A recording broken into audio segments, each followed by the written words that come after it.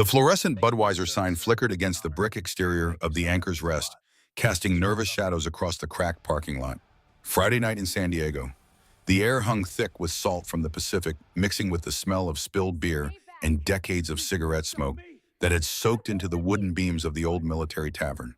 Inside the jukebox played a forgotten Eagles song. The volume was too loud. It always was on Friday nights when the young sailors from the naval base descended on the place like a conquering army, their voices sharp with the kind of confidence that only comes from never having been truly tested. In the darkest corner booth, as far from the noise as the small room would allow, sat a woman who looked like she was attending a funeral. Gray hoodie pulled low, faded jeans that had seen better years, hands wrapped around a glass of tonic water that she hadn't touched in 40 minutes. Her name was Kestrel Ashford, though no one in this bar knew it. No one ever asked. She was 30 years old and carried the kind of stillness that made people uncomfortable. Not the stillness of someone lost in thought, but the stillness of a predator waiting for the precise moment to move. Her eyes, pale gray, like winter storm clouds, swept the room in a continuous pattern that she'd perfected over 14 years of professional violence. 3 exits. She'd counted them the moment she walked in 7 years ago. The front door obvious and always crowded. The kitchen service entrance cluttered with boxes but functional. The emergency exit in the back hallway near the restrooms chain, removed 2 years ago after a fire inspection. 12 Navy personnel. She recognized the type immediately. Fresh from training, hungry to prove themselves, desperate to be seen as warriors before they had ever seen war. 8 civilians. Construction workers, mostly shipyard employees, men with calloused hands and tired eyes who came here because it was close and the beer was cheap. 2 Marines. She'd clocked them the second they walked in 20 minutes ago. The older one, mid-30s, moved like he'd been downrange. The younger one was too loud, trying too hard, wearing a leather jacket that screamed insecurity louder than any words could. Kestrel brought the glass to her lips, but didn't drink. The condensation was cold against her palm. Real. Tangible. A small anchor to the present moment when her mind kept drifting to the past like a boat with a cut line. 7 years. 7 years of Friday nights in this exact booth. 7 years of watching a strawberry blonde waitress named Bridget Mallory navigate between tables with a practiced smile that never quite reached her eyes. 7 years of keeping a promise to a dead man whose blood had soaked into the Afghan dirt while she held him and lied that help was coming. The tactical part of her brain, the part that never truly shut down, no matter how much she wanted it to, was already running calculations. Bridget was carrying a tray of drinks toward the pool table. Her path would take her past the 2 Marines. The younger one, the loud one in the leather jacket, was drunk. Not sloppy drunk yet, but getting there. His movements were getting wider, his laugh getting sharper. Threat level moderate and climbing. Kestrel's eyes shifted to the bar, where an old man sat on a worn leather stool, his cane hooked over the brass footrest. Gunnery Sergeant Sullivan McKenna, 67 years old. Purple Heart from the Korean War pinned to his baseball cap, like a quiet declaration that he'd earned his place at this bar long before any of these kids were born. He came every Friday night just like Kestrel. He told stories to the bartender, bought rounds for the construction workers, and watched the room with the same quiet intensity that Kestrel recognized in herself. She'd never spoken to him. Not in 7 years, but she knew he saw her. Really saw her. The way old warriors recognize each other across crowded rooms without ever needing to exchange words. The baseline of the bar shifted. Kestrel felt it before she could identify the source. It was like a change in air pressure before a storm. The frequency of the voices altered. The laughter got forced. The music seemed to get louder even though the volume hadn't changed. At the pool table, the younger Marine in the leather jacket was arguing with a local regular over a bet. $200. The regular, a thick-shouldered man named Burke Callahan, who worked at the shipyard, was pointing at the table, his voice rising. The Marine was stepping closer, invading space, his chest puffed out like a teenager looking for validation. Kestrel set her glass down with a movement so slow and deliberate, it looked like meditation. Her muscles were already primed. Her weight shifted imperceptibly onto the balls of her feet. Her breathing dropped into the controlled pattern she'd learned in a place called Coronado, where they taught you that oxygen management could be the difference between life and death. She watched the Marine's hands. His right hand kept drifting to his pocket, checking for something. A weapon, maybe. His shoulders were too high, pulled up toward his ears in a classic stress response. His breathing was visible, chest heaving, too much oxygen, creating the kind of chemical cascade that made men do stupid things. At a nearby table, a group of young sailors were laughing too loud. One of them, a kid who couldn't have been more than 24, with the crisp dress whites of someone who just graduated basic training, was holding court. Petty Officer Garrett Thorne. She'd heard the bartender use his name last week. He was telling a story about his training, exaggerating the difficulty, embellishing his own role playing to the crowd. His eyes drifted to Kestrel, sitting alone in her corner. She saw the thought process cross his face. Woman, alone. Looks sad, probably waiting for someone. Probably doesn't belong here. What's with the sad girl in the corner? Garrett said, his voice cutting through the baseline noise of the bar. Wrong place, sweetheart. This is for warriors. His buddies laughed. That sharp, cruel laugh of young men who've never been punched in the mouth hard enough to learn humility. Kestrel didn't turn her head, didn't acknowledge them. Her eyes remained on the pool table where the real threat was building. But a small part of her brain, the part that still felt things despite years of training to suppress emotional responses, registered the casual dismissal. The automatic assumption that she was less than, that she didn't belong, that she was weak. They had no idea. None of them had any idea. The Marine in the leather jacket heard the comment and amplified it, his voice booming across the bar. You're right, kid. This is a military bar, not a coffee shop for lonely girls waiting for their deployed boyfriends. That's all they're good for, waiting and worrying. More laughter, louder this time, feeding on itself like a fire finding oxygen. At the bar, Gunnery Sergeant Sullivan McKenna turned slowly on his stool, his weathered face mapped with the topography of 7 decades in a war that killed 18,000 Americans settled into an expression of profound disappointment. He'd heard this song before. Different verses, same chorus. Young men, confusing volume with courage. Son, Sully said, his voice carrying the weight of authority that doesn't need to be loud to be heard. I'd choose your next words very carefully. The Marine in the leather jacket turned toward the old man. His name was Vance Holbrook, 38 years old. Rejected from every special operations selection he'd ever attempted, dishonorably discharged from the Army for conduct violations. Now he worked as a part-time bouncer and wore a fake Special Forces patch he'd bought online, desperately clinging to an identity he'd never earned. Old-timer Vance said, his words slurring slightly at the edges. Korea was 70 years ago. The world's moved on. You should too. Sully's grip tightened slightly on his cane. His jaw worked. But before he could respond, he caught something in his peripheral vision. The woman in the gray hoodie. She was shaking her head. Just barely.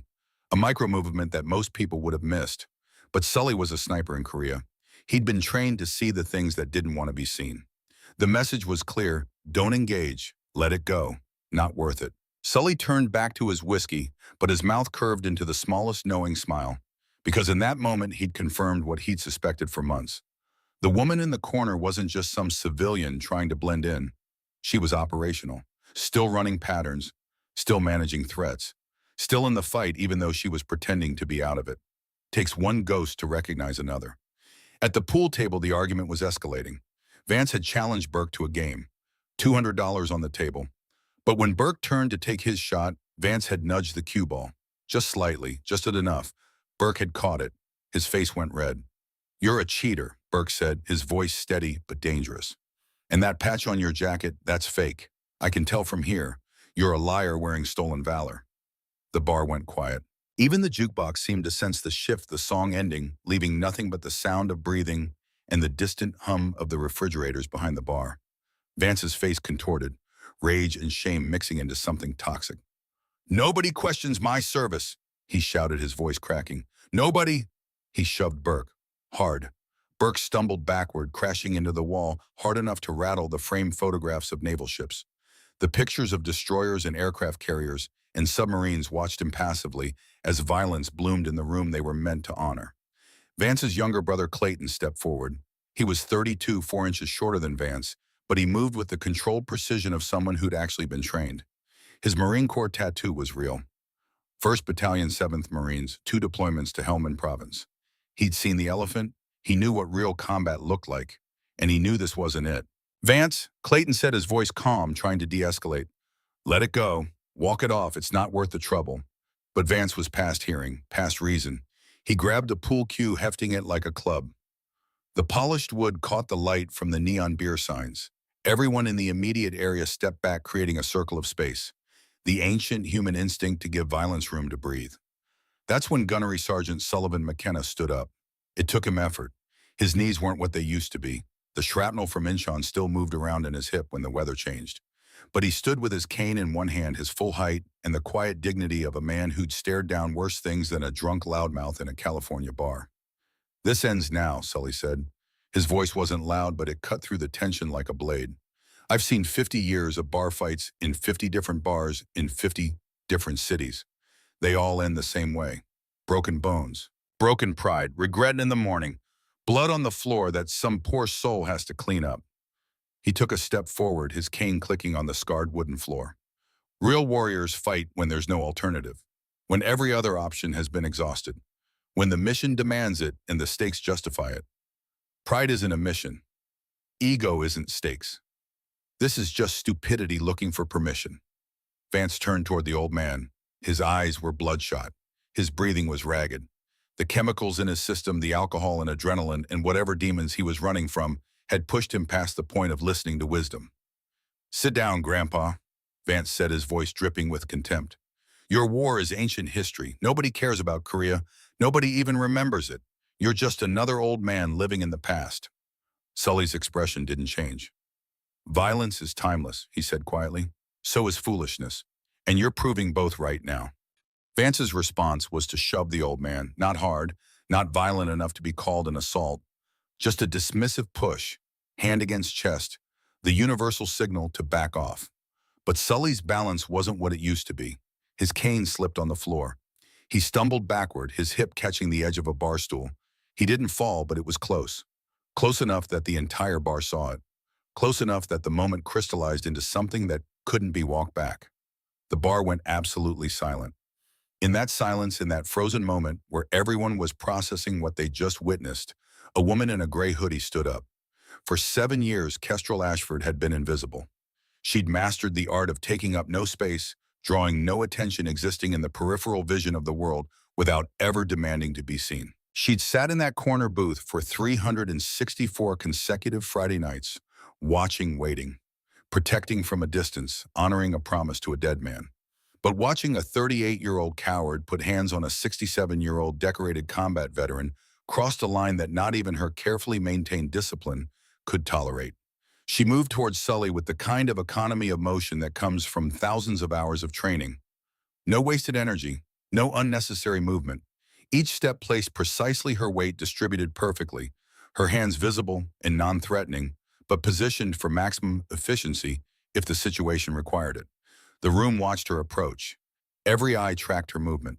The young sailors, the construction workers, Burke Callahan with his back against the wall, Clayton Holbrook with his hand on his brother's arm trying to hold him back.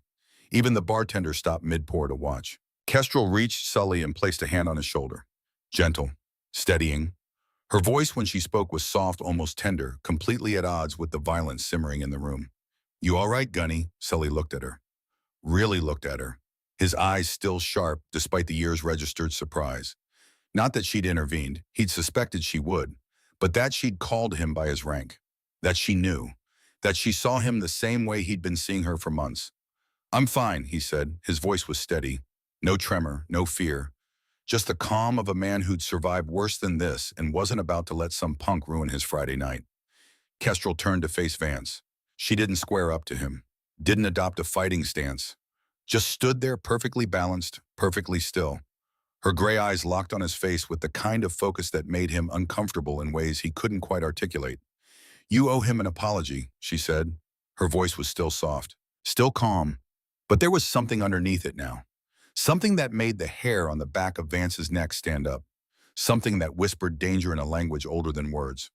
Vance laughed. It sounded forced, nervous. "Or what? You gonna cry at me, sweetheart? Maybe call your boyfriend to come fight your battles." At the nearby table, Garrett Thorne leaned toward his buddy and whispered, "This is gonna be bad." His friend whispered back, "For who?" Garrett watched the woman in the gray hoodie, watched the way she stood, the way she breathed, the absolute lack of fear in her posture. For the idiot who doesn't know when to shut up. Vance stepped closer to Kestrel, invading her personal space the way men do when they're trying to intimidate women. He was 6'2", she was 5'7". He had 80 pounds on her. He thought the size difference mattered. "Women don't belong in military bars," Vance said, his breath sharp with whiskey. "Don't belong in uniform. Don't belong in combat, and sure as hell don't belong to giving orders to men. You want to be useful? Go wait tables like Blondie over there. That's what you're built for. Kestrel didn't blink, didn't step back, didn't respond to the provocation. But behind her eyes, calculations were running. Ancient tactical software that had been programmed into her nervous system through thousands of repetitions in a place where they taught you that hesitation kills. She'd already counted his tells. Shoulders elevated, pulled up toward his ears. Classic stress response. Breathing erratic, too much oxygen, flooding his system, creating tunnel vision and impaired judgment. Right hand kept drifting to his pocket. Checking. Reassuring himself. Weapon likely. Knife probable. His weight distribution was all wrong, too much on his heels, unstable base easy to compromise. He was a problem waiting to happen, but he was a manageable problem. She'd handled worse, much worse. In places where the mistakes had permanent consequences, and there was no police department to call when things went sideways. Clayton Holbrook was watching Kestrel now, really watching her. Something about her stillness triggered a memory, a fragment of recognition from another lifetime, another desert. Another war. Vance, Clayton said, his voice carrying a warning his brother was too drunk to hear. Wait. But Vance was past waiting, past listening, past any kind of rational thought. He reached out and grabbed Kestrel's shoulder. Hard. Fingers digging in. The universal masculine assertion of dominance through physical contact. It was a mistake. Kestrel's response was so fast, so smooth, so perfectly executed that most people in the bar missed it entirely. One moment, Vance's hand was on her shoulder. The next moment, his hand was on her shoulder, and he was stumbling backward into the pool table with a look of profound confusion on his face. She'd used a simple wrist control technique, C-grip. Thumb and fingers wrapping his wrist, rotating, applying pressure to the joint in a direction it wasn't designed to move. Not enough to break, just enough to release. Then a subtle angle step, positioning his own body between herself and Clayton, using Vance as a barrier against the secondary threat. The whole sequence took less than 2 seconds and required almost no strength. Just knowledge. Just precision. Just the application of biomechanics and leverage that had been refined over centuries of martial study and adapted by the most elite military units on the planet. Vance's alcohol-fogged brain couldn't process what had just happened. He just knew that he'd reached for her, and now he was 3 feet away, and his wrist hurt, and everyone was staring at him. Kestrel's voice cut through his confusion, still soft, still calm, but now carrying the unmistakable tone of command. The voice of someone who'd given orders in the darkest places on Earth and expected them to be followed without question or hesitation. Last warning, walk away. Vance's response was pure ego and wounded pride. He roared an inarticulate sound of rage and humiliation and swung a wild haymaker at her face. It was a terrible punch, telegraphed from a mile away. Too wide, too slow, all arm, no hip rotation, no power generation from the legs.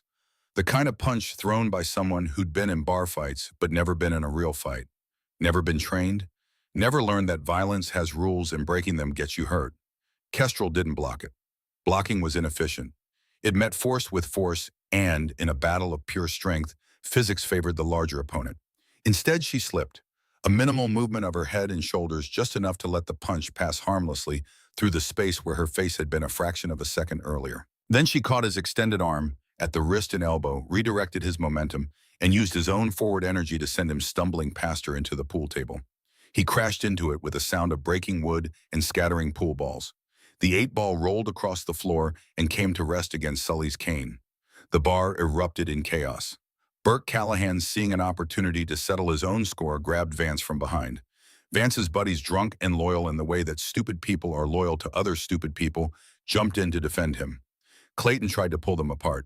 One of the construction workers threw a punch that missed its target and hit someone else entirely. Within seconds, 8 men were brawling in a tangle of swinging fists and flying furniture. Chairs went over. Glass shattered. Someone's beer exploded against the brick wall like a fragmentation grenade of foam and alcohol. The bartender was screaming for everyone to stop, his voice high and panicked, already reaching for the phone to call the police. But Kestrel didn't join the fight. Fighting was chaos. Fighting was emotion. Fighting was what untrained people did when they didn't know better. She'd been trained for combat, and combat was something else entirely. Combat was control. Combat was geometry. Combat was the management of violence through superior positioning, and tactical awareness, and the absolute refusal to let emotion drive decision-making. She moved through the chaos like water finding the path of least resistance. Her objective wasn't to win a fight. Her objective was to protect the innocent bystanders and create a safe evacuation route and ensure that this stupidity didn't escalate into something that got someone killed. She positioned herself between the brawl and a young couple who were frozen in fear near the jukebox. "Back exit," she said, her voice cutting through their panic. "Down the hallway, past the restrooms. Go now. Don't run. Fast walk. Move." They moved. She redirected 3 more civilians toward the same exit. Pointed. Commanded. Created a flow of human traffic away from the danger zone. The bartender was still on the phone with 911. Good. Police were coming. Her job was to hold the line until they arrived. Then she saw Bridget Mallory, 26 years old. Strawberry blonde hair pulled back in a ponytail. Green eyes wide with fear. Trapped behind the bar with a tray of glasses in her hands and no clear path to safety. The brawl was between her and both exits. Something in Kestrel's chest tightened. 7 years. 7 years of watching this woman from a distance. 7 years of keeping a promise to a dying Marine who'd used his last breath to ask her to watch over his sister. 7 years of protecting from the shadows. The shadows were gone now. Time to step into the light. Kestrel began to move toward Bridget, but before she could cross the room, Clayton Holbrook stood up from the pile of fighting men. He had something in his hand, something that caught the light, something that changed everything. A knife, not a cheap gas station folder, a K-bar, 7 inches of carbon steel, the iconic fighting knife of the United States Marine Corps. Real, authentic, the kind of blade that had been carried into every American war since 1942. Clayton wasn't holding it in a threatening manner, yet. But the fact that it was out, that it was visible, that the possibility of lethal force had just entered the equation created a ripple of silence that spread through the bar faster than the chaos had. Men stopped swinging. People froze. Everyone's lizard brain, that ancient part of the nervous system that kept humans alive through millennia of predation, recognized the escalation. Fists were one thing. Steel was another. Steel meant blood. Steel meant permanence. Steel meant someone might not go home tonight. Clayton looked directly at Kestrel. His eyes were clear, not drunk, not impaired, fully aware of what he was doing. And in those eyes, she saw recognition, real recognition, not just of her face, but of what she was, who she was, what she represented. "I know you," Clayton said. His voice was steady, calm, the voice of someone who'd been in actual combat and wasn't performing for an audience. "Helmand Province, March 2009. Operation Steel Curtain. 1st Battalion 7th Marines had SEAL support for a compound raid." Kestrel felt her carefully maintained emotional distance crack. Just slightly, just enough to let a flicker of the past leak through. Operation Steel Curtain, March 14th, 2009. The night that changed everything. The night that created the promise. The night that put her in this bar 7 years later, watching over a woman who didn't know she existed. "You were the team leader," Clayton continued. "The one they called Ghost. The operator who cleared the compound solo when the entry got compromised. Saved my entire squad." The bar was absolutely silent now. Everyone listening. Everyone trying to process what they were hearing. The young sailors who'd mocked her. The construction workers who'd ignored her. Even Vance, bleeding from his mouth where he'd bitten his tongue when he hit the pool table, was staring at her with an expression of confused disbelief. Kestrel's voice when she spoke was barely above a whisper, but in the silence it carried to every corner of the room. "Then you know what I'm capable of. Don't make me prove it." Clayton smiled. It wasn't a happy smile. It was the smile of a man who'd made a decision he didn't want to make but felt obligated to follow through on anyway. "My brother's an idiot," Clayton said. "But he's my brother. Blood is blood. I can't let this go." He took a step forward. The knife was low. Professional grip. He knew how to use it. This wasn't going to be easy. Kestrel's entire nervous system shifted into a state of heightened awareness that had a name in the community where she'd spent 14 years of her life. They called it soft focus. Time didn't actually slow down. But perception changed. The brain's processing speed increased. Details became sharper. Options became clearer. The world compressed into a tactical decision tree where every branch led to a specific outcome, and you just had to choose the path with the highest probability of success. She could see the micro movements in Clayton's shoulder that would telegraph his attack angle. She could hear his breathing pattern, slightly elevated but controlled. She could calculate the distance between them, the available space for maneuvering the furniture that could be used as obstacles or weapons. 480 hours of close-quarters combat training, 2,400 repetitions of knife defense techniques, muscle memory that didn't require conscious thought. Her body knew what to do. She just had to let it work. Clayton moved. He came in fast, the blade angled upward in a classic prison-style thrust aimed at her midsection. Efficient, lethal, the kind of attack designed to end the fight quickly. Kestrel's response was textbook. She'd practiced this exact scenario so many times it was boring. Lateral step offline, removing herself from the blade's path, both hands moving simultaneously to trap his weapon wrist.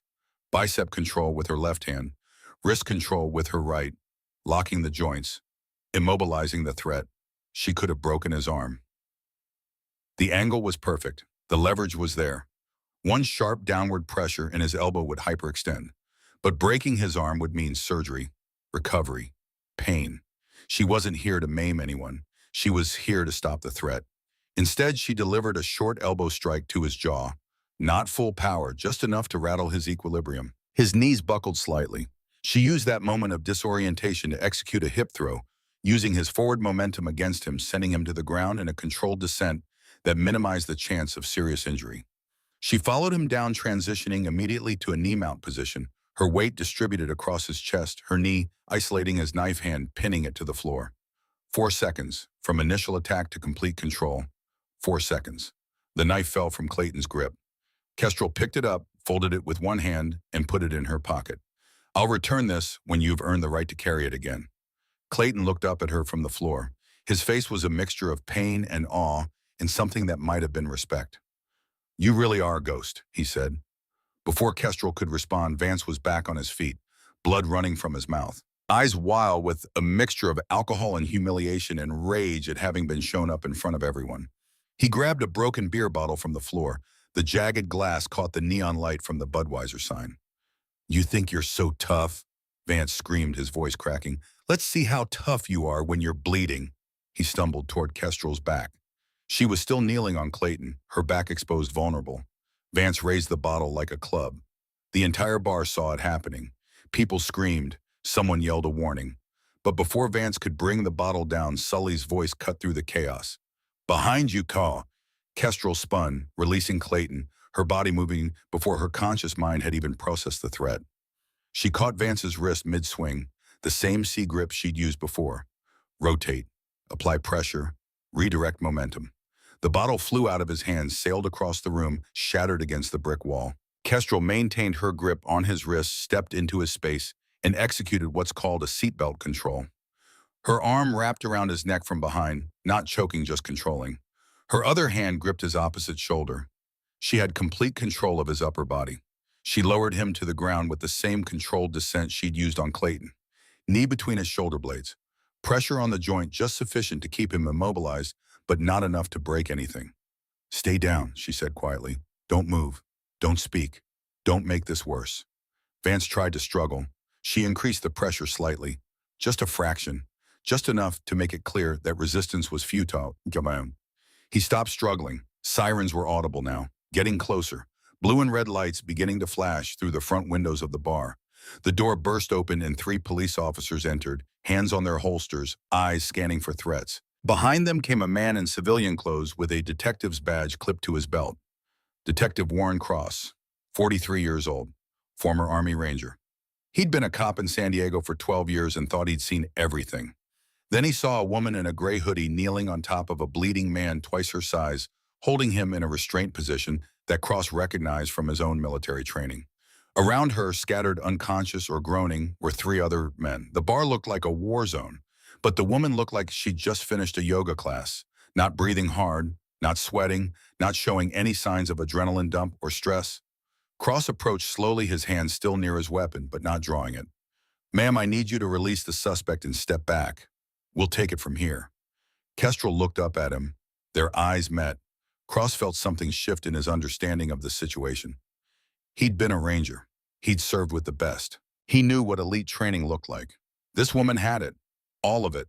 The calm, the precision, The absolute certainty of someone who'd done this before under much worse circumstances. She released Vance and stood in a single fluid motion, reached into her pocket and pulled out Clayton's KA bar, handed it to Cross handle first. "This belongs to him," she said, nodding toward Clayton, who was sitting up rubbing his jaw. "He drew it, but didn't use it. Might be worth noting in your report." Cross took the knife, studying her with new understanding. "Law enforcement background?" Cross asked.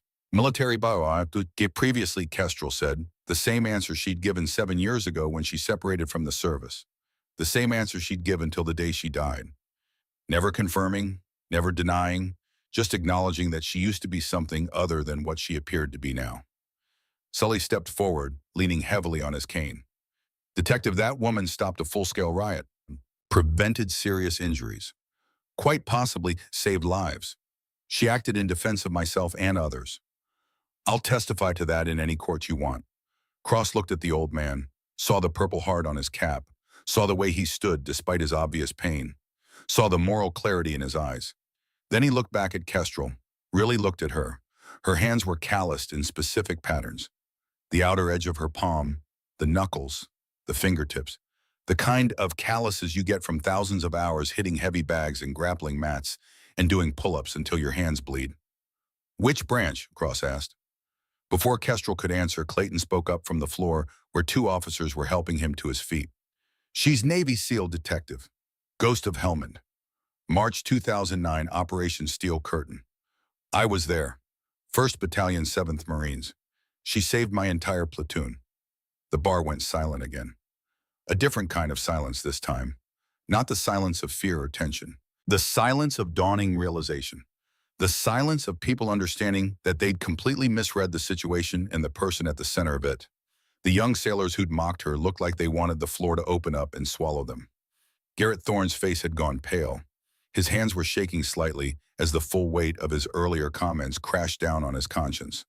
Vance, being helped to his feet by 2 officers, blood still dripping from his mouth, stared at Kestrel with an expression of complete incomprehension. "Bullshit," he said, his voice weak but defiant. "Women can't be SEALs. That's not possible." Detective Cross turned to look at Vance. His expression was one of profound disappointment. "Son, I've got a woman who just disarmed a Marine and took down 4 men without breaking a sweat, and you're telling me what's not possible?" He turned back to Kestrel. "I need to ask you formally. Can you verify what he said about your service?" Kestrel held his gaze. Behind her eyes, calculations were running. The truth would answer questions, but it would also invite new ones. It would destroy the anonymity she'd carefully cultivated for 7 years. It would make her visible in ways that would make her mission harder. But looking at Sully, at his quiet dignity and his willingness to stand up for her. Looking at Bridget behind the bar, frozen with fear and confusion. Looking at Clayton, who'd recognized her and still chose to fight because of blood loyalty. Looking at all of it, at the mess and the chaos and the moment of truth that had been building for 7 years. "I'm not at liberty to discuss my service record," she said, but I won't deny what he said. The careful non-answer of someone who'd been trained in operational security. Not confirming, not denying, just letting the truth exist in the space between the words. Cross nodded slowly. He understood. He'd been in that world too. Different branch, different unit, different era. But the same rules. Some things you don't talk about. Some things stay in the dark where they belong. "I'm going to need statements from everyone," Cross said. "Starting with you, ma'am. If you'll come with me to the station, we can get this sorted out." Kestrel nodded. She started to walk toward the door, then paused. Turned back to look at the bar one more time. At Sully, who was watching her with that knowing smile. At Bridget, who was staring at her with an expression Kestrel couldn't quite read. At the young sailors who were very carefully not making eye contact. At 7 years of Friday nights in that corner booth. At 7 years of keeping a promise to a dead man. At 7 years of being invisible. Those 7 years were over now. The moment she'd stood up, the moment she'd stepped into the light to defend an old warrior who'd earned his rest, she'd broken her own cover. There was no going back to invisible. Everyone had seen her now. Really seen her. And somewhere in the back of her mind, she heard Declan's voice from that last conversation before the mission. "Promise me you'll watch over her." She'd kept that promise. Now it was time to keep a new one. To herself. Kestrel walked out of the Anchor's Rest into the cool San Diego night, into the flashing lights of the police cars, into whatever came next. She'd been hiding for 7 years. Time to protect. The interrogation room at the San Diego Police Department smelled like industrial cleaner and stale coffee. Fluorescent lights hummed overhead, casting everything in a harsh white glow that made shadows disappear and left nowhere to hide. Kestrel sat in a metal chair bolted to the floor, her hands resting calmly on the scarred table in front of her. She'd been in rooms like this before. Different countries, different contexts. Sometimes as the interrogator, sometimes as the person being debriefed. The fundamentals never changed. Four walls, a table, a chair, and someone on the other side trying to determine if you were telling the truth. Detective Warren Cross sat across from her, a manila folder open in front of him. His Scottish accent, usually buried under years of California living, emerged slightly when he was tired or stressed. Right now, it was creeping into his vowels. "Your identification says Kestrel Ashford," Cross said, reading from a document. "Birth date puts you at 30 years old. Address in North Park. Separated from naval service in 2014. Everything before that separation is redacted." He looked up at her, which means classified. Kestrel said nothing. Her gray eyes remained steady on his face. Not defiant, not nervous, just present, waiting. Cross leaned back in his chair. "Three witnesses say you disarmed a Marine Corps veteran carrying a KA-bar combat knife in under 5 seconds. One witness, a former Marine himself, claims you're a Navy SEAL who operated in Helmand Province in 2009. That's a pretty specific claim." "It is," Kestrel agreed. Her voice was quiet, factual, giving nothing away.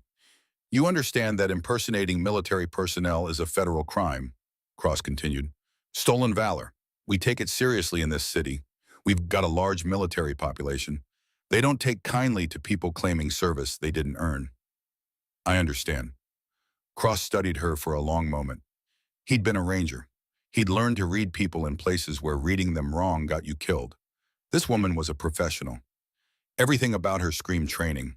The way she sat perfectly balanced, even in a bolted chair. The way her eyes tracked movement without her head turning. The controlled breathing. The absolute lack of nervous tells. He'd seen it before in operators from the special operations community. That specific quality of stillness that came from knowing exactly how dangerous you were and having nothing left to prove to anyone. "I'm not accusing you of stolen valor," Cross said quietly. "I'm trying to understand what happened in that bar tonight, and I'm trying to understand why a woman with your skill set was sitting alone in a corner for..." He checked his notes. "According to the bartender, approximately 4 hours every Friday night for the past 7 years. Something flickered across Kestrel's face. Brief, almost imperceptible, but Cross caught it. The first crack in the armor. "That's a long time to be a regular somewhere," Cross pressed gently. "Long time to show that kind of consistency. Makes me think you weren't there for the drinks." Kestrel's jaw tightened almost imperceptibly. Her eyes shifted away from his face for the first time, looking at something on the table between them. The folder. The paperwork. The official record of tonight's chaos. Cross reached into his jacket pocket and pulled out his phone. He swiped through a few screens, then turned it to face Kestrel. The photograph showed a young woman with strawberry blonde hair and green eyes laughing at something off camera. Next to her stood a man in Marine Corps dress blues. Strong jaw, confident smile. The kind of smile that suggested the world held infinite possibility, and he intended to explore all of it. "Bridget Mallory," Cross said, 26 years old, works as a waitress at the Anchor's Rest, has for the past 7 years. Started there a month after her brother died. Kestrel's breathing changed, just slightly. The rhythm faltered for half a beat before she caught it and controlled it. Cross swiped to another photo. The same Marine but in combat gear this time. Desert camouflage. Full kit. Rifle across his chest. Standing with a group of other Marines in front of an armored vehicle. The Afghan desert stretched out behind them, endless and hostile. "Corporal Declan Mallory," Cross said. 1st Battalion 7th Marines, killed in action, Helmand Province, Afghanistan, March 14, 2009. Official cause of death, enemy action during combat operations. Posthumously awarded the Bronze Star with VA device for valor. He paused, watching Kestrel's face. She was staring at the photo now. Really staring. Her eyes had gone distant, not unfocused, but looking at something Cross couldn't see. Something in the past. "The interesting thing about Declan's file," Cross continued, his voice gentle, now understanding that he was approaching something painful, "is that the after-action report for the operation where he died is still classified. I can see that an operation occurred. I can see that it involves SEAL support elements. I can see that one Marine was KIA and 4 were wounded, but I can't see the details. Can't see what actually happened that night. Kestrel's hands were flat on the table. Her fingers had gone white at the tips from the pressure she was applying, grounding herself, anchoring herself to the present so she didn't fall completely into the past. "You've been going to that bar every Friday for 7 years," Cross said, "sitting where you could watch Bridget work. Never talking to her, never approaching her, just watching, protecting from a distance." He leaned forward. "That's not the behavior of someone with stolen valor trying to impress people. That's the behavior of someone keeping a promise." The silence in the room stretched out. Seconds became a minute. The fluorescent lights hummed. Somewhere down the hall, phone rang. Someone laughed at something, and normal sounds of a police station on a Friday night. Kestrel's voice when she finally spoke was barely above a whisper. "I gave him my word." Cross nodded slowly. "What did you promise him?" Kestrel closed her eyes. Behind her eyelids she could see it all again. The compound, the explosions, the tracers cutting through the night sky like angry fireflies. The weight of Declan's body armor as she dragged him behind cover. The wet sound of his breathing as his lungs filled with blood. "He asked me to watch over his sister," she said. "Said she was alone. Said she didn't know he was deployed. Made me promise that if anything happened to him, I'd make sure she was okay." She opened her eyes. They were wet, but no tears fell. Just the shimmer of grief that had been compressed and contained for 7 years, but never fully processed. "I told him nothing was going to happen," Kestrel continued. "Told him he'd tell her himself when we got home. But he knew, somehow he knew. He made me promise anyway. So I did." "And you've been keeping that promise for 7 years?" "Yes." Cross sat back in his chair. He'd been a soldier. He understood the bonds formed in combat, the promises made, the debts that could never be fully repaid. He'd made his own promises to fallen brothers. He understood the weight of them. "Why didn't you just introduce yourself?" Cross asked. "Tell Bridget who you were, that you knew her brother, that you were there when he died." Kestrel's laugh was bitter and sharp. "And say what, detective? Hi, I'm the reason your brother's dead. Want to grab coffee? He died saving you. He died because I was there, because the mission required SEAL support, because I was leading the element that drew the fire that put him in position to make that choice." Her voice was steady, but the words carried the weight of 7 years of survivor's guilt. "Every life that was saved because of the intelligence we recovered that night, I'm grateful for. Every IED that didn't detonate because we disrupted that network, I'm grateful for. But Declan Mallory should be alive, should be home, should be teaching his sister how to drive or walking her down the aisle or becoming an uncle. And he's not. Because of choices I made." "Choices he made," Cross corrected gently. "He was a Marine. He knew the risks. He chose to be there. Doesn't make him less dead." The door to the interrogation room opened. A uniformed officer stuck his head in. "Detective, the old Marine is asking to speak with you. Says it's important. Won't leave until he does." Cross looked at Kestrel. "You mind waiting here a few minutes?" "Take your time." Cross left the room. Kestrel was alone with the fluorescent lights and the photographs of the Mallory siblings and the weight of 7 years of Fridays. In another room down the hall, Sullivan McKenna sat in a plastic chair that was too small for his frame, his cane propped against the wall beside him. He'd refused to go home, refused to give his statement and leave, insisted on waiting until he could speak to the detective in charge. Cross entered and extended his hand. "Gunnery Sergeant McKenna, I'm Detective Cross." Sully shook his hand with a grip that was still strong despite the arthritis. "You can call me Sully. Everyone does." "What can I do for you, Sully?" The old Marine's eyes were sharp and clear. "I want to tell you something about that woman you've got in there. Something I think you need to understand." Cross sat down across from him. "I'm listening." Sully leaned forward, his weathered hands clasped together. "I've been going to the Anchor's Rest for 40 years, since I came back from Korea in 1953. It's my place, my ritual. Every Friday night, I sit at that bar, I drink my whiskey, I tell my stories, and I watch the world go bedtime." He paused, gathering his thoughts. "About 7 years ago, I noticed her. The woman in the gray hoodie. She came in one Friday night, sat in the corner booth, ordered tonic water, and watched the room like she was conducting a security sweep. I recognized the pattern because I used to do the same thing. Old habits from the war. You never stop scanning, never stop checking exits, never stop identifying Bretts." Cross nodded. He understood. He still did it himself. She came back the next Friday, Sully continued. Same booth, same drink, same surveillance pattern, but she wasn't watching the room. She was watching the waitress, Bridget. And I could tell it wasn't predatory, wasn't romantic. It was protective. The way a shepherd watches sheep, the way a guardian watches something precious. He shifted in his chair, his hip protesting. I've been carrying ghosts my whole life, detective. My squad leader died at Incheon in 1952, saved my life and three others by throwing himself on a Chinese grenade. His last words to me were, watch over my family. So I did. For 30 years, I watched over his grandson. Kid never knew. I'd show up at his football games, his graduations, his wedding, just watching from a distance, making sure he was okay. Honoring the promise I made to a dying man in a frozen trench in Korea. Cross's expression shifted, understanding dawning. I recognized that pattern in her, Sully said. Takes one ghost to know another. She was doing the same thing I'd done, keeping a promise to someone who couldn't keep it themselves, watching over someone who'd never know why. Why didn't you tell her you knew? Sully smiled sadly. Same reason she didn't tell Bridget. Guilt is a sniper detective, patient, precise, lethal. It waits for you to drop your guard, and then it takes the shot. She was carrying that guilt like body armor. Thought it made her strong. Thought it was penance. I wasn't going to be the one to strip that away from her. She had to choose to put it down herself. And tonight she chose. The moment that Punk put hands on me, she had a choice. Stay invisible and let it play out, or step into the light and honor the code, the warrior's code.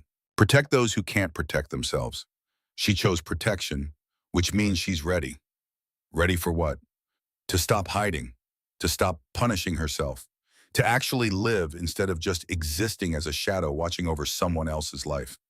Cross was quiet for a moment. Then he said, you know what happened in Afghanistan? What happened to Declan Mallory? I can guess. She was there. He died. She lived. She made a promise. That's all that matters. It matters to her. She thinks she's responsible for his death. Sully shook his head. She's responsible for honoring his life by protecting what he loved. There's a difference. But she won't see it until someone she trusts tells her. Someone who's walked the same path. Cross stood. Thank you, Sully. This helps. One more thing, detective. Yes. Don't go easy on her because you think she's fragile. She's not. She's a warrior who's been at war with herself for 7 years. What she needs isn't sympathy. It's mission clarity. Give her a mission she can actually complete. Permission to move forward instead of standing guard over the past. Cross nodded and left the room. He walked down the hall past the holding cells where Vance was being processed, past the evidence room, where Clayton's knife had been logged back to the interrogation room, where Kestrel sat exactly as he'd left her. He sat down across from her and opened the folder again. But this time he pulled out a different document, an intake form from earlier tonight, a witness statement. Bridget Mallory gave her statement about an hour ago, Cross said. Want to know what she said? Kestrel's eyes flickered up to meet his. Cross read from the document. She said, and I quote, I don't know who that woman is, but I've seen her in the bar before, every Friday for years, always alone, always watching. I used to think she was creepy, but tonight when everything went crazy, she positioned herself between the fight and me, protected me without even knowing me. Or maybe she does know me, I don't know, but I want to thank her. I want to know who she is. Kestrel's hands trembled slightly on the table. Cross continued. She also said something else, something interesting. She said, my brother died in Afghanistan 7 years ago, March 2009. Every year on the anniversary, I go to the bar after my shift and have a drink in his honor. And every year there's a single shot of whiskey already waiting at my table. No note, no explanation, just whiskey, his favorite brand. I always assumed the bartender did it, but now I'm wondering. Kestrel closed her eyes. Every March 14th for 7 years, she'd come to the bar early, before Bridget's shift, ordered a shot of Jameson, left it at the booth where Bridget always sat to count her tips, then disappeared before Bridget saw her. A small ritual, a small way of saying he's not forgotten. You're not alone, even if you don't know why. She knows someone's watching over her, Cross said gently. She's known for years. She just didn't know who or why. Maybe it's time you told her. Before Kestrel could respond, there was a commotion in the hallway outside. Raised voices, someone arguing with the desk sergeant. The door burst open and Bridget Mallory stood there, her green eyes blazing with a mixture of confusion and determination and something that might have been anger. A uniformed officer was trying to pull her back. "Ma'am, you can't just walk into an interrogation room. That woman knew my brother," Bridget shouted, pointing at Kestrel. Her strawberry blonde hair had come loose from its ponytail. Her mascara was smudged from crying. She looked young and fierce and absolutely unwilling to be stopped. "I heard them talking. The Marine who pulled the knife, Clayton, he said she was in Helmand in 2009. Operation Steel Curtain. That's when Declan died." Cross stood. "Miss Mallory, I understand you're upset, but this isn't the appropriate—" "7 years?" Bridget cut him off. Her voice cracked. "7 years I've been trying to find out what happened to him. The military wouldn't tell me anything. Said it was classified, said I didn't have clearance for the operational details. Just that he died heroically, that he saved American lives, but I never knew whose lives, never knew if it mattered, if his death meant something, or if it was just random violence in a random desert on a random day." She looked directly at Kestrel, tears streaming down her face now. "You knew him. You were there, please. I need to know, did his death matter?" The room went absolutely silent. Cross looked at Kestrel. The uniformed officer looked at Kestrel. Bridget stood in the doorway, shaking with emotion, waiting for an answer. Kestrel stood slowly. Her legs felt unsteady. 7 years of distance. 7 years of protection through anonymity. 7 years of watching and guarding and honoring a promise from the shadows. All of it collapsing in this moment. All of it demanding that she step fully into the light and face the one person she'd been protecting from the truth. "Yes," Kestrel said. Her voice was rough, broken, but certain. "His death mattered." Bridget took a step into the room. The officer let her go. "How? Tell me how." Kestrel took a breath. This was it, the moment she'd been avoiding for 7 years. The moment of truth that would either release her from the guilt or cement it forever. "We were extracting from a compound raid," Kestrel said. "We'd secured high-value intelligence on an IED network that was targeting coalition forces and Afghan civilians. But we walked into an ambush during the exfil. RPGs, machine gun fire. We were pinned down. My team was taking fire from 3 directions." She could see it all again. The muzzle flashes in the darkness. The sound of rounds cracking past her head. The taste of dust and cordite. Declan's platoon was providing security for our extraction. They moved to flank the enemy position. Drew fire away from us. Created an opening for us to move. But in the process, they exposed themselves to enemy grenades. Kestrel's voice caught. She powered through. A grenade landed 3 feet from where I was positioned. I didn't see it, didn't hear it, but Declan did. He kicked it away from me, toward the enemy position. The explosion killed 2 Taliban fighters and saved 4 Americans, including me. Bridget's hand went to her mouth. "He saved you. He saved all of us." The intelligence we recovered that night led to the disruption of an IED network responsible for over 40 attacks. Attacks that would have killed or maimed hundreds of coalition forces and Afghan civilians. Schools, markets, checkpoints. The network was planning something big. We stopped it. Because of Declan, because of his squad, because of the choice he made in that split second. Kestrel's eyes were wet now, no longer fighting it. But before the medevac arrived, I got to him. He was conscious, barely. He knew he wasn't going to make it. And instead of asking for morphine or asking me to tell him he'd be okay, he asked about you. Bridget let out a sound that was half sob, half gasp. "He said you were in San Diego," Kestrel continued. "Said you didn't know he was deployed. Said you were alone, and he was supposed to be watching over you, and now he couldn't. He made me promise that I would, that I'd make sure you were okay, that I'd watch over you the way he couldn't anymore." Kestrel's voice dropped to barely a whisper. "So I promised. I swore to him. And then he died in my arms." The silence in the room was absolute, sacred.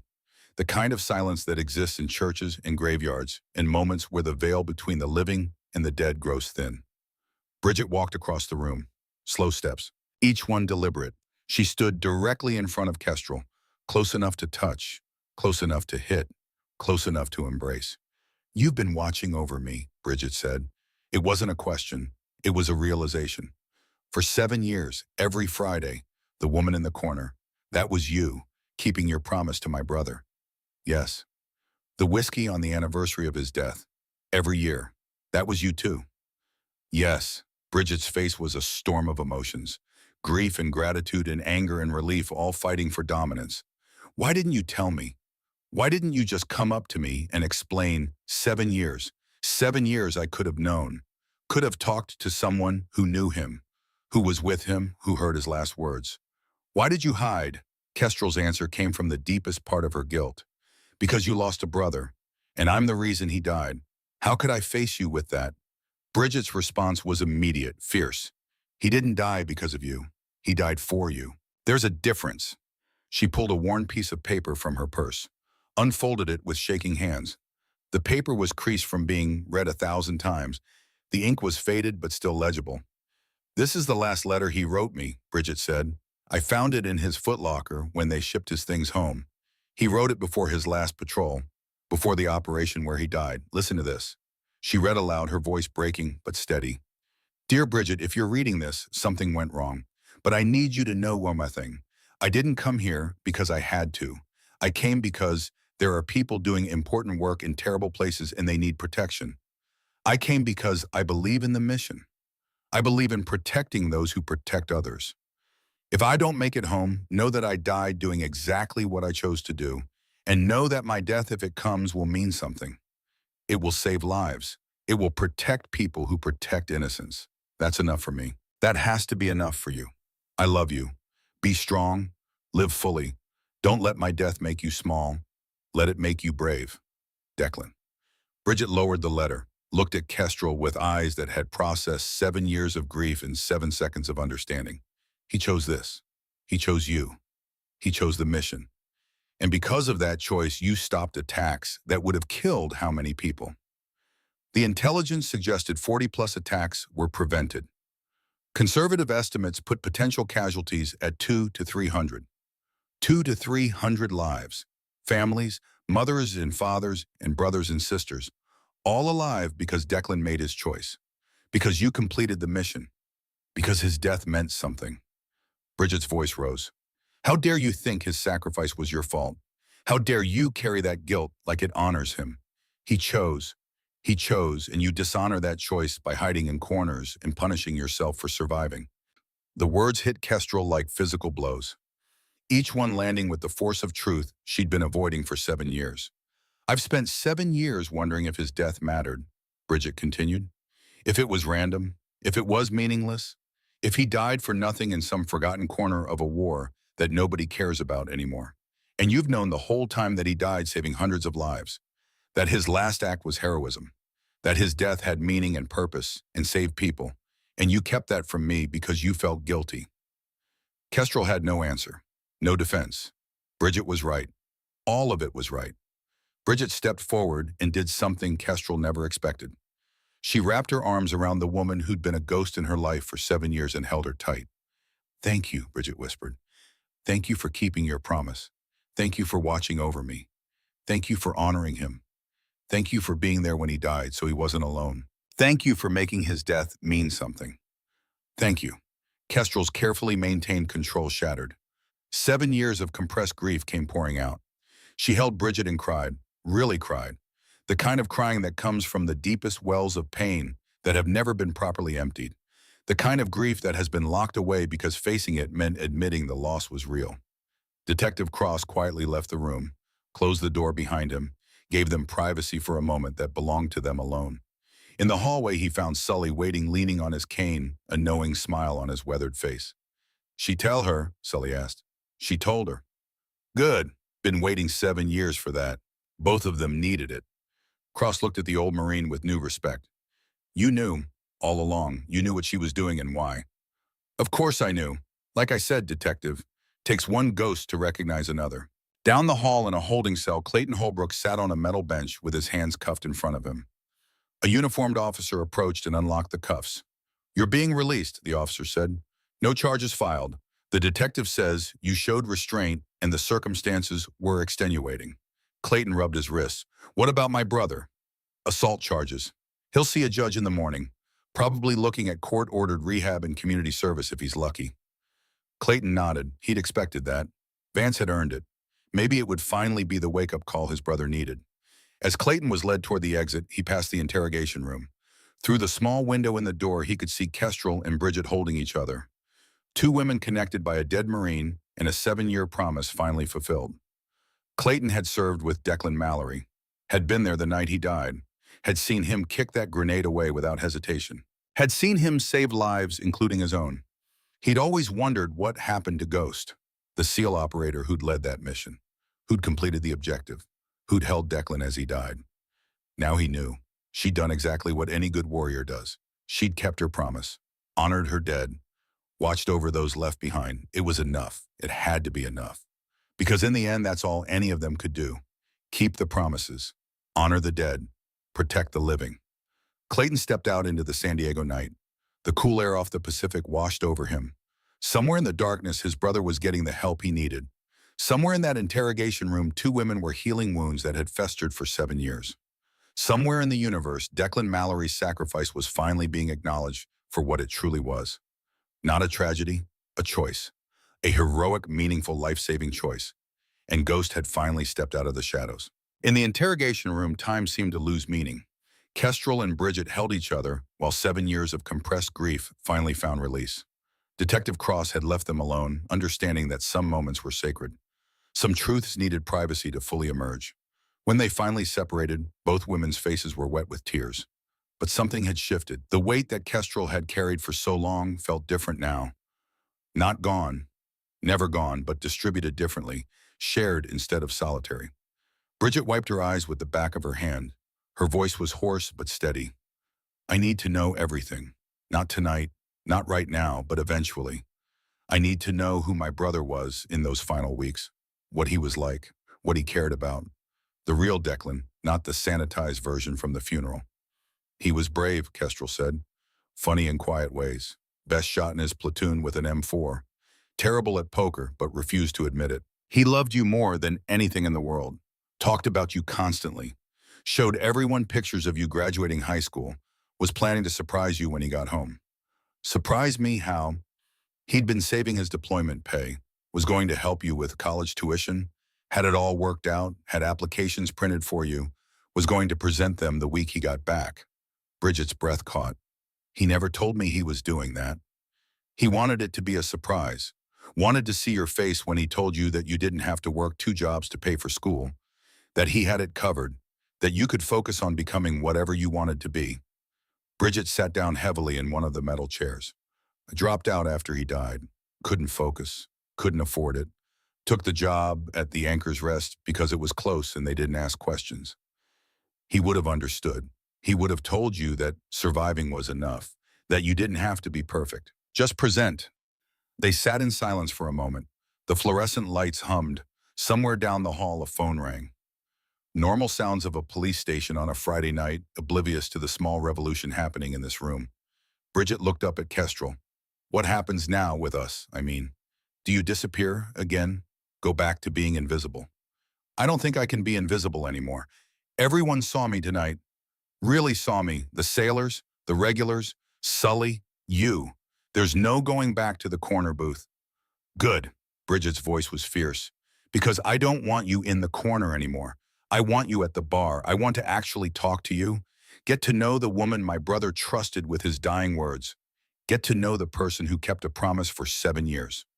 I'm not sure I'm very interesting outside of that promise. Then let's find out together. Coffee tomorrow, 10 a.m. There's a place near my apartment that makes decent lattes.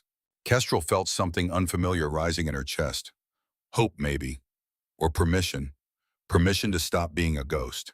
Permission to be human again. I'd like that.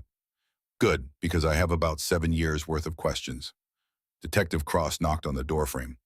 Ladies, I hate to interrupt, but we need to finish processing statements and get you both released. It's been a long night. They stood. Bridget reached out and took Kestrel's hand, squeezed it. Thank you for everything, for being there when he died, for keeping your promise, for stepping out of the shadows tonight. Thank you. Kestrel squeezed back, unable to speak past the emotion in her throat. Just nodded. As they walked out of the interrogation room together, Kestrel felt the last 7 years beginning to shift into something else. Not forgotten, never forgotten, but transformed from burden into bridge. A connection between past and future, between promise and presence. In the main area of the station, Sully was still waiting. He looked up as they emerged, his weathered face breaking into a knowing smile. There she is, he said to Kestrel, the woman who finally stepped into the light. Sully, this is Bridget Mallory. Bridget, this is Gunnery Sergeant Sullivan McKenna. He was there tonight, too. Sully stood with his cane and extended his hand to Bridget. Your brother would be proud of you, Miss Mallory, and proud of her. He nodded toward Kestrel. Takes courage to let someone carry that kind of promise. Takes even more courage to release them from it. I haven't released her from anything, Bridget said. I'm just changing the terms. She doesn't have to watch from a distance anymore. She can be present. She can be part of my life if she wants. I want, Kestrel said quietly. The station doors opened, and Garrett Thorne entered still in his dress whites, looking uncomfortable and nervous. He spotted Kestrel and stopped, clearly debating whether to approach or leave. Kestrel made the decision for him. Petty Officer Thorne. He walked over, his shoulders squared but his eyes showing genuine remorse. Ma'am, I came to apologize. For what I said at the bar, for judging you, for being, he searched for the right word, an asshole. Apology accepted. I graduate BUD/S in 5 weeks. After tonight, I've been thinking about dropping out. Because if I couldn't recognize a real SEAL sitting 3 feet away from me, how am I supposed to become one? Kestrel studied him for a long moment, saw past the bravado and the dress whites to the young man underneath, scared, uncertain, trying to find his way toward something bigger than himself. You want to drop because it's too hard, Kestrel asked. That's a valid choice. It's not for everyone. But you want to drop because you saw excellence and felt inadequate. That's exactly why you should stay. How do you figure? Because recognizing excellence means you understand the standard. Most people never get that far. They spend their whole lives not knowing what good looks like. You saw it tonight. Now you know what you're aiming for. Garrett was quiet, processing that. Did you ever want to quit during training? Every day, multiple times a day. Hell Week was especially bad. Day 4, I was hypothermic, exhausted, and hallucinating. Seriously considered ringing the bell. What stopped you? I asked myself a question. Am I quitting because I can't do this? Or am I quitting because I'm uncomfortable? There's a difference. Can't is absolute. Uncomfortable is temporary. And you decided you were just uncomfortable. I decided I hadn't actually reached my limit yet. Just reached the edge of my comfort zone. So I kept going to see where my real limit was. Did you find it? Kestrel smiled slightly. I'm still looking for it. That's the point. You never actually find your limit until you stop pushing. And if you stop pushing, you never know what you could have been. Garrett nodded slowly. When Hell Week starts, can I call you when I'm in the surf zone freezing and thinking about quitting? Kestrel pulled out her phone, handed it to him. Put your number in. I'll text you so you have mine. When you're in that moment, when your whole body is screaming to quit and your mind is making up reasons why it's okay to stop, you call me. I'll remind you why you started. Why would you do that? You don't even know me. Because someone did it for me, and because tonight you had the courage to come here and apologize. That takes the same kind of strength that gets you through Hell Week. You just don't know it yet. Garrett entered his number with hands that shook slightly, not from fear, from the weight of being seen, being known, being challenged to become more than he currently was. As he handed the phone back, Detective Cross approached with paperwork. All right, we've got statements from everyone, Simo. Ashford, you're free to go. Holbrook is being released as well, no charges. Vance is being held pending arraignment. Assault on Sully, disorderly conduct, public intoxication. He'll see a judge Monday morning. What's he looking at? Sully asked. His attorney will probably argue for rehab instead of jail time. Given his brother's testimony about mental health struggles and his lack of prior violent offenses, judge might go for it. Court-mandated treatment, community service, probation. Sully nodded. Good. Man needs help, not punishment. Generous of you, considering he put hands on you. I've lived 67 years, seen enough to know that broken people break others. Doesn't excuse it, but understanding it helps. Sully looked at Kestrel. Your generation has to figure out how to fix what my generation broke. We fought wars. You have to fight the aftermath. As they prepared to leave, Clayton Holbrook emerged from the back area where he'd been processed. He stopped when he saw Kestrel, his face a complicated mixture of respect and residual shame. Ma'am, he said formally, I owe you an apology for drawing on you, for escalating the situation, for choosing loyalty to my brother over common sense. You were protecting family, Kestrel said. I understand that impulse. Still doesn't make it right. Clayton reached into his pocket, pulled out a challenge coin, the insignia of 1st Battalion 7th Marines. This belonged to Declan Mallory. After he died, his platoon sergeant gave it to me. Said Declan had carried it on every patrol, would have wanted someone who appreciated it to have it. He held it out to Kestrel. I think you should have it. You were there. You kept his promise. You honored him better than any of us could have. Kestrel looked at the coin, worn smooth from years of handling. Declan's fingerprints metaphorically all over it, a physical piece of him that had survived when he hadn't. I can't take this, she said quietly. Please. Clayton's voice was sincere. He would want you to have it. And honestly, after tonight, after seeing what you did and understanding why you did it, I think you've earned the right to carry a piece of him with you. Kestrel reached out and took the coin. The metal was warm from Clayton's pocket. She closed her fingers around it, feeling the weight, the history, the connection to a man who died 7 years ago, but whose impact rippled forward through time. Thank you, she managed. Clayton extended his hand. She shook it. A formal acknowledgement between warriors who'd met on opposite sides of a conflict and found common ground and shared respect. I'm re-enlisting, Clayton said. Heading to Camp Pendleton next month.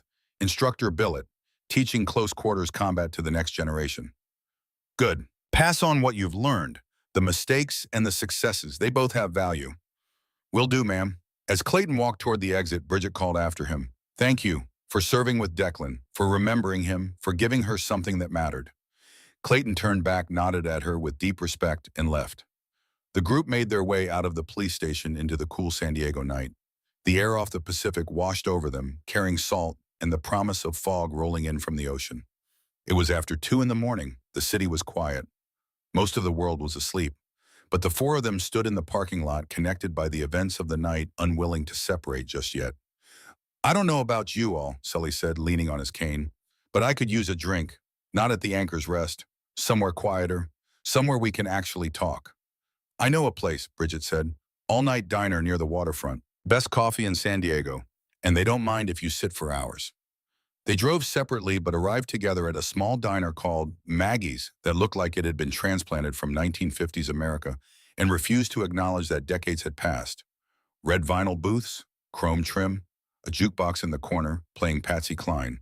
They slid into a corner booth, Bridget and Kestrel on one side, Sully and Garrett on the other. A waitress who looked like she'd been working there since the Eisenhower administration brought coffee without being asked. You all look like you've had a night, she observed. Coffee's fresh, pie's good, don't cause trouble, and we'll get along fine. Yes, ma'am, Garrett said reflexively. After she left, Sully raised his coffee cup.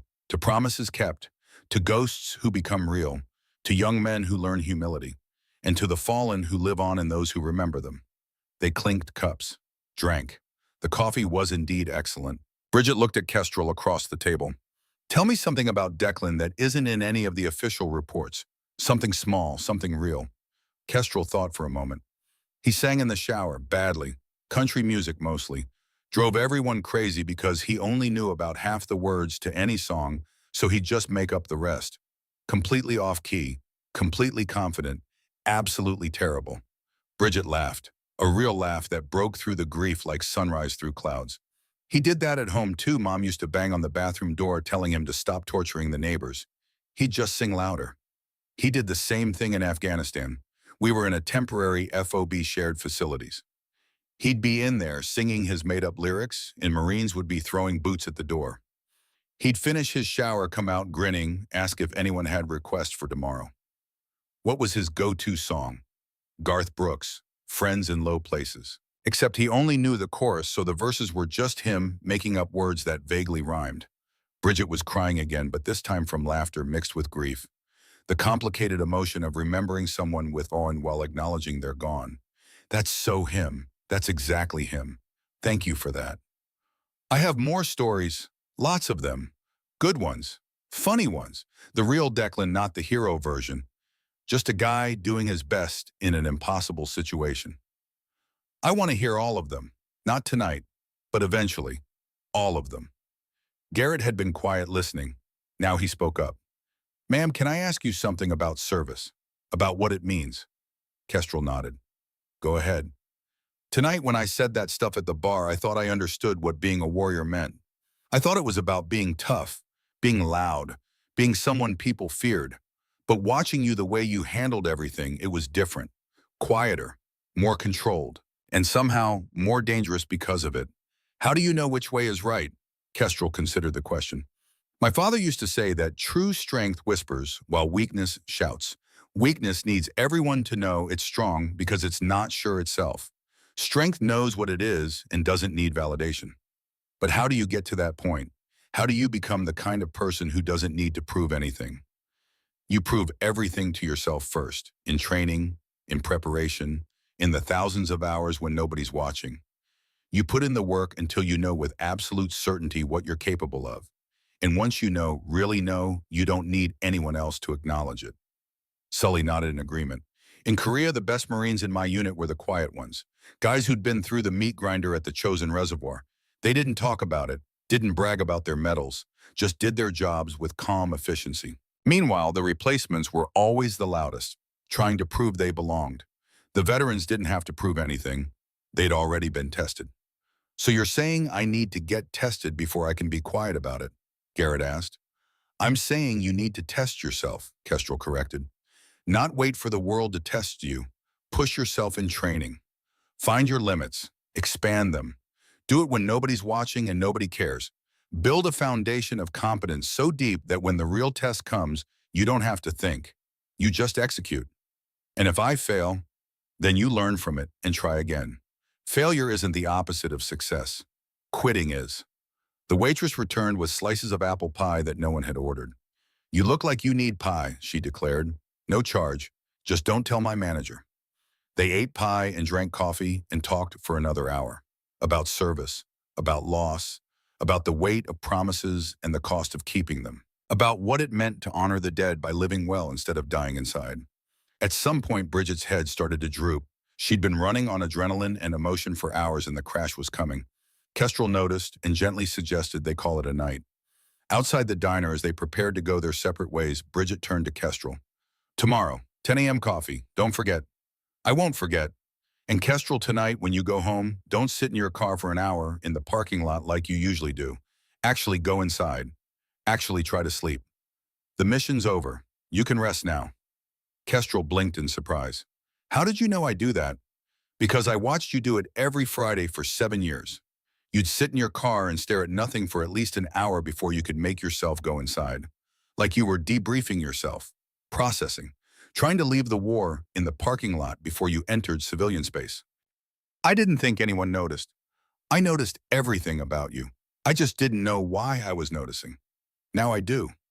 They hugged again, briefer this time, less desperate, more hopeful. Garrett shook Kestrel's hand. Thank you, ma'am, for the advice, for the number, for not writing me off as a lost cause. You're not a lost cause. You're just at the beginning. Don't waste the beginning by trying to skip to the end. Sully was the last to say goodbye. He pulled Kestrel aside while the others walked to their cars. I want to tell you something, he said quietly, about carrying ghosts. Okay.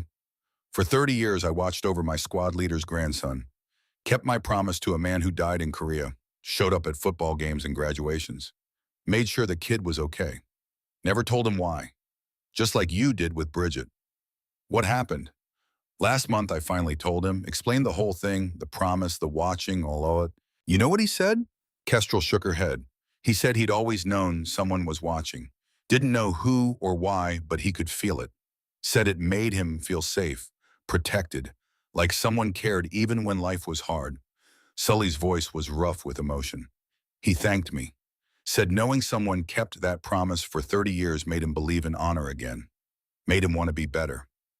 Why are you telling me this? Because Bridget knew too. She felt you watching. She didn't understand it, but she felt it. And whether she admits it or not, it kept her going through some dark times. Your presence mattered. Your promise mattered, even from the shadows. I don't know if I made any difference. You made all the difference, and you just have to trust that. Sully put his hand on her shoulder. Tomorrow you start a new mission. Not watching from a distance. Being present, being known. That's harder than the shadows. But it's time. What if I'm not good at it? Being present. Then you'll learn. Same way you learned everything else. One day at a time, one conversation at a time, one moment of showing up when it would be easier to hide. They stood in the parking lot for another moment, two warriors from different generations connected by the understanding that some promises transcend time and death. Finally, Sully nodded and walked to his car. Kestrel watched him drive away, then got into her own vehicle. She sat there, key in the ignition, ready to start the engine, ready to drive home, ready to sit in her parking lot for an hour like she had every Friday for 7 years, processing, the night decompressing, trying to leave the weight in the car before she entered her apartment. But tonight she remembered Bridget's words. The mission's over. You can rest now. Kestrel started the engine and drove home.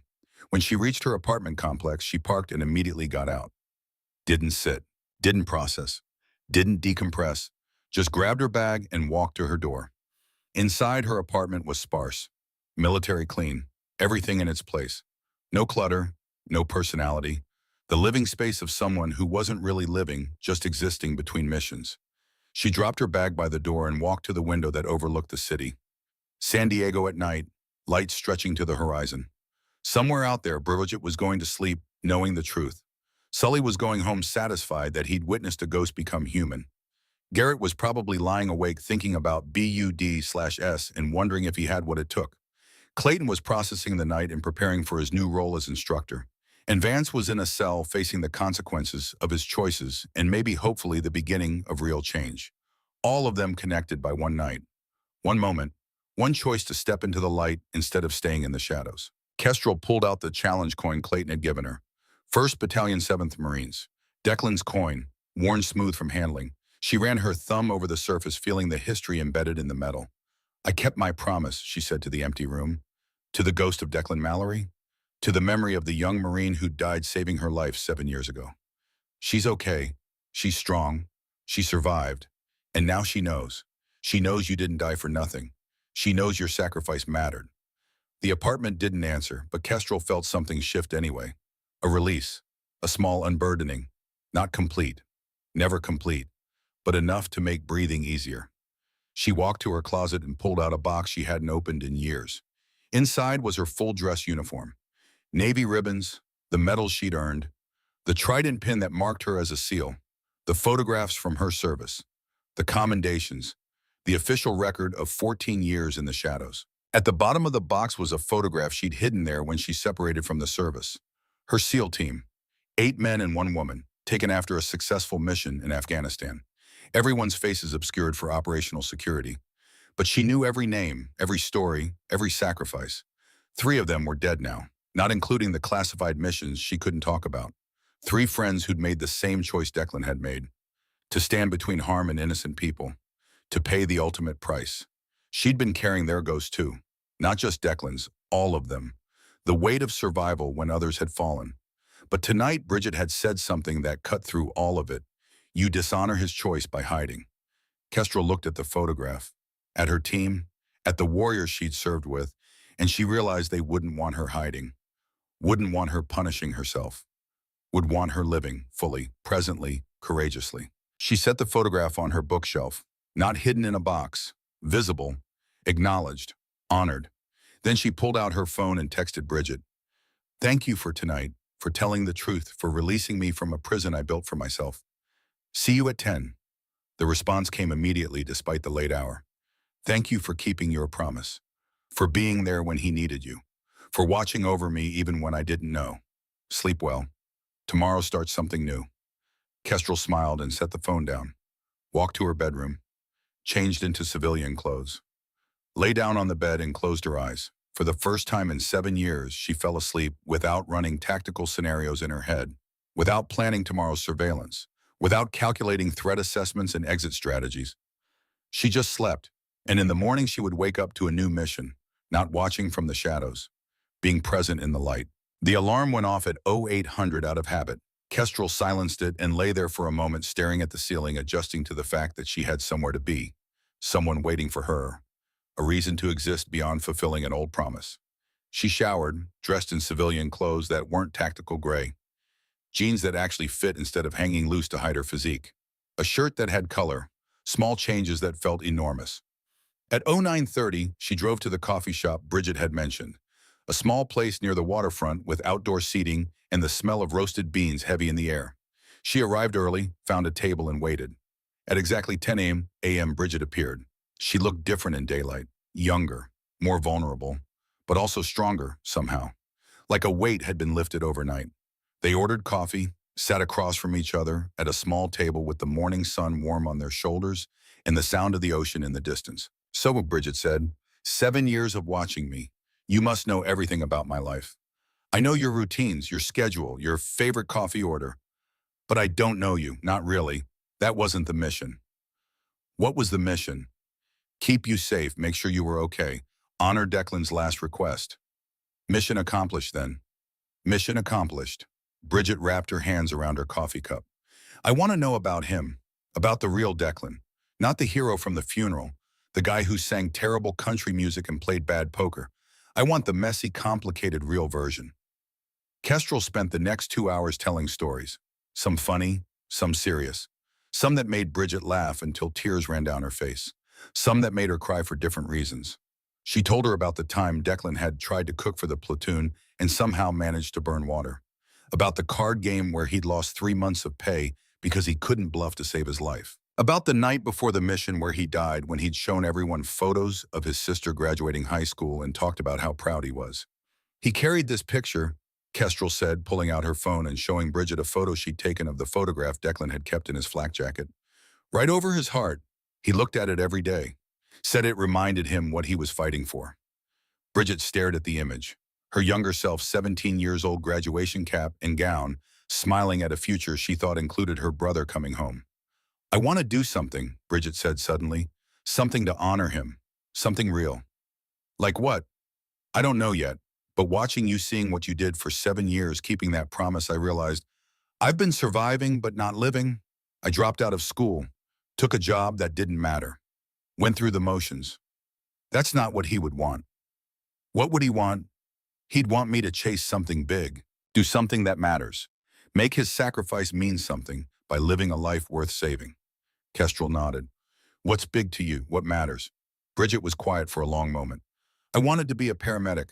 Before he died, I wanted to save lives, help people. But after he died, it felt wrong somehow, like I didn't deserve to save people when I couldn't save him.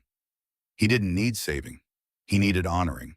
And the best way to honor someone who died protecting others is to protect others yourself." "You really think I could do it? Go back to school, become a paramedic?" "I think you can do anything you decide to do. The question is whether you'll give yourself permission to try them."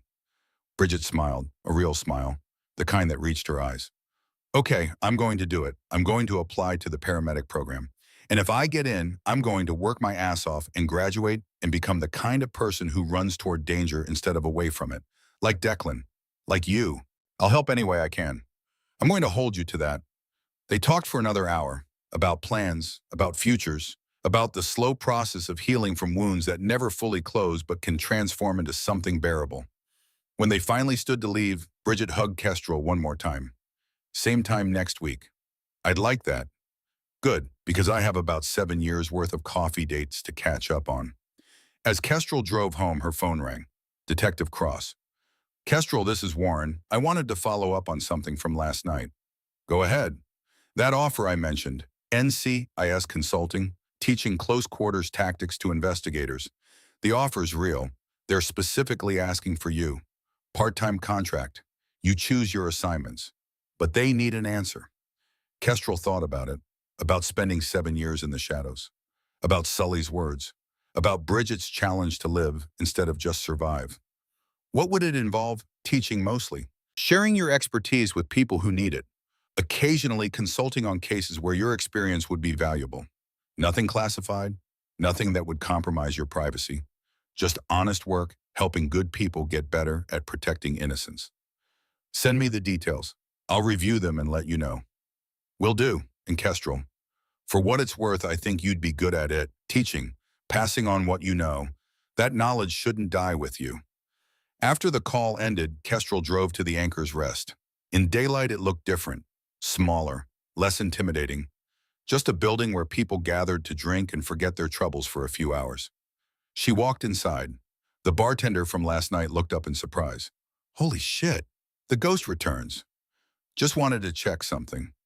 She walked to the corner booth where she'd sat for 7 years, looked at it from a different angle, from the perspective of someone who wasn't hiding anymore. Then she walked to the bar and sat on the stool next to where Sully usually positioned himself. The bartender approached with a knowing smile. "Tonic water?" "No, whiskey. Whatever Sully drinks." Coming up, the drink arrived. Kestrel raised it to the empty room, to the ghosts, to the promises, to the 7 years of watching, to the one night of stepping into the light. To Declan Mallory, she said quietly, who made a choice, who saved lives, who trusted me with the thing he loved most in the world. Mission complete, promise kept. Now I'm going to honor you by actually living, by being present, by using what you gave me the chance to keep. She drank. The whiskey burned going down. Real, present, alive. The door to the Anchor's Rest opened. Kestrel turned, expecting a regular. Instead, Bridget walked in still in her street clothes, not her work uniform. I had a feeling you'd be here, Bridget said, sliding onto the stool next to Kestrel. Shouldn't you be at home resting? Couldn't sleep. Kept thinking about something. Bridget gestured to the bartender. 2 more of whatever she's having. They sat in silence for a moment. The afternoon light streaming through the windows painted everything gold. I've been thinking about that letter, Bridget said, the one Declan wrote, about living fully, not letting his death make me small. It's good advice. It is, but I realized something. Bridget turned to face Kestrel fully. You need to hear it too. You've been making yourself small for 7 years, hiding, punishing yourself. He wouldn't want that. Kestrel looked at her whiskey. I know. Do you, because knowing something and believing it are different things. Bridget's voice was gentle but firm. You kept your promise to him.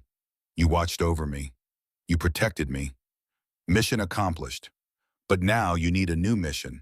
And that mission is to actually live. Not just exist, not just survive. Live. I'm trying. I know you are. And I'm going to help. Bridget pulled out her phone. I applied to the paramedic program this morning. Classes start in the 6 weeks. I'm terrified, but I'm doing it anyway. Because Declan died so people like me could have futures. I'm going to have one. Kestrel felt something crack in her chest, the last wall, the final defense. I don't know how to do this, how to be present, how to be normal. Neither do I, so we'll figure it out together. Bridget raised her glass. To new missions, to living instead of existing, to honoring the dead by refusing to die inside. Kestrel raised her glass, clinked it against Bridget's. To new missions. They drank. The whiskey still burned, but this time it felt like warmth instead of punishment. You know what Declan would say right now? Bridget asked. What? He'd tell you to stop being so damn serious. He'd probably make a terrible joke. Sing an off-key song, do something ridiculous to make you laugh. Kestrel surprised herself by smiling. He would. So let's honor him the right way, not by being miserable, by finding moments of joy in the mess. Bridget stood.